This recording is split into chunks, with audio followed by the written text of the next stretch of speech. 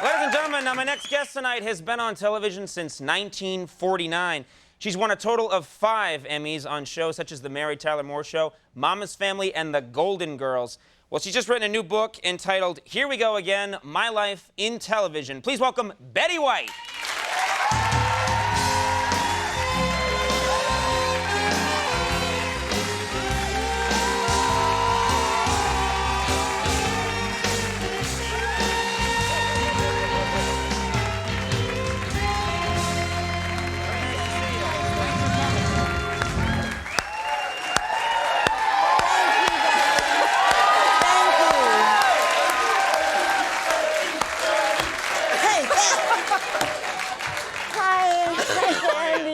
Turn this crowd into a mob. I love it.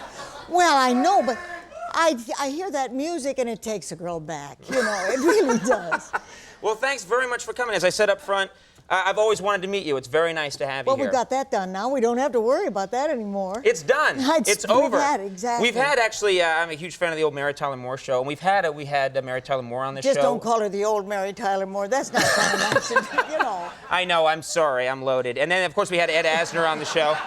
And off the pipe. Yeah, there we go. Good Lord! Oh, excuse me. My God!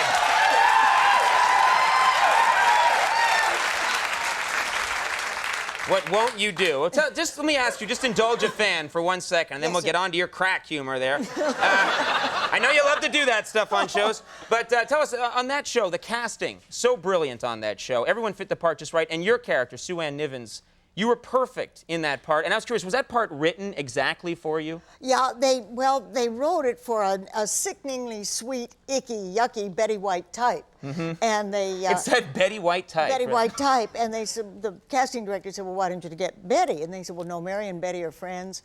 She can't possibly, if she doesn't get the part, Mary will be upset. Mm-hmm. So they tried about 12 other actresses, and they couldn't find anybody quite sickening enough. So they said, well, give it to Betty. She can. It's true. It's a true story. Oh, that's very, very charming story. Now, tell me... it's true.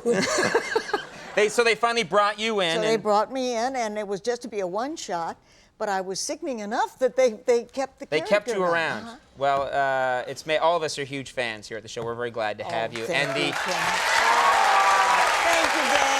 Very nice to have you here. I was curious. I mentioned at the top, because I'm just into TV history, and in general, you started in the 40s. You've been doing this for... 1949. I've been in for 46 years. Now, you must have seen things change quite a bit. Are they drastically different now? Well, they're drastically different. A lot of similarities, oddly enough. But the audiences have changed. I mean, the audiences now, you have to really keep them interested because they've seen everything, been there, done that. And so now they used to, when we were on, it was us with a test pattern, and we've got about, we had a rating of about 60% would watch us, and the other 40 would watch the test pattern. That would sort of be bad for morale, I would think. Well, it wasn't. It was not a bad test pattern. Mm-hmm. Now tell me about, I know you did many game shows in your time.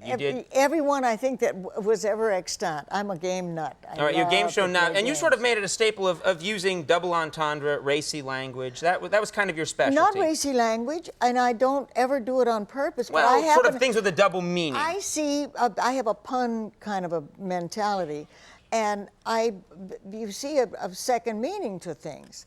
So I would go through life doing that, and a lot of people never heard it at all, and the top level never bothered them. That was fine. And the ones who did get the second meaning, they got a kick out of it, but it didn't hurt anybody. Now, of course, there's no such thing as double entendre or single entendre. They just let it all hang out. What are they going to do when they run out of body parts, I wonder, to talk about? I don't know. That's a dark day for TV. Oh, it is. You mean you just think it's gotten too explicit now? Is that what you're saying? I didn't say that. I just said it's different from what we started. Yeah. I got almost bleeped on the Paar show because Jack looked at the audience one night and said, Betty loves animals so much. If you have a dog or a cat, call Betty, or if you want a dog or a cat, call Betty. And I said, don't do that. I'm becoming more of a procurer every day. Well, nobody would think twice about that now. Right. Well, mercy, Miss Lucy. NBC got, well, my word, did you hear the word Betty White used so they had to go back. Procure? Really? Procure, and they had to go back and look at the tape before they'd let the show go out to the West Coast. Well, finally they skinnied through. They said, well, I guess poor Betty didn't know what she was saying. And we'll let the thing go out to, well, shortly after that, not too long after that, Jack Paar was telling a story about WC, a water closet. Well, they really got upset then, and they bleeped him on the West Coast. You couldn't even reference a bathroom back No, then. and Jack heard about it, and he mentioned it in his monologue the next night, and he got up and walked off the show and didn't stop till he got to Hong Kong. And he was there for 6 weeks. He wouldn't come back to the show. Very famous. He left and went to Hong Kong. Left and went to Hong Kong. Those days, if you did that, they'd put an infomercial in your spot. It would do just about as well, and they'd leave you in Hong Kong. They'd leave you in Hong Kong. That's what would exactly. happen to me if I walked out of here, yeah. Oh. It's sad. What's happened to TV? Why don't you try to walk out, see what happens? Okay, I'm doing it tomorrow. Yeah. Tomorrow I'm walking out and going to Hong Kong, and like 6 weeks later, people say, what happened to that show? To what show? To what show? What happened exactly? All right, now just tell us, because we're running out of time. The new show is called, it's with Marie Osmond. Is Marie that right? Osmond's called Maybe This Time. The book is Here We Go Again, and the show is Maybe This Time. Here we go again. Maybe this time she'll get out of the business. Marie Osmond and Betty White. Yeah. That's as white as you can get.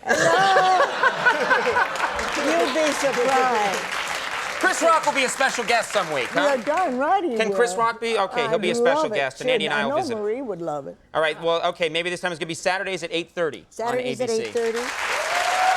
Thank you. Thank you very much for coming. Come on over tomorrow. We're signing books at B. Dalton All right, on I'll Fifth stop by. Avenue. Good I'd like deal. that. Betty White, everybody. We'll take a break. We'll be right back with Coolio.